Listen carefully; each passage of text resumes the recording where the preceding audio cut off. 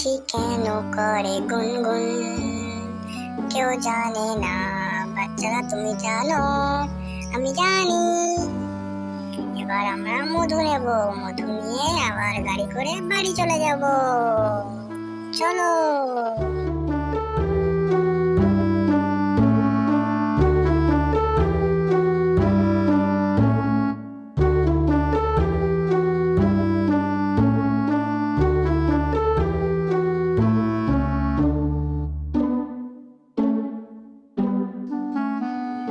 দেখো, মধু পেস্ট হয়ে গেছে। এবার আমরা বোতলে ভরবো আর আন্টিকে পয়সা দেবো, দিয়ে আমরা বাড়ি চলে যাব। দুটো বোতল হয়ে গেল, এই 3 নম্বর বোতল চলে এলো, এটাও ভর্তি। দেখো বাচ্চা, এবার এটা আমরা থলিতে ভরে নেব। 1, 2,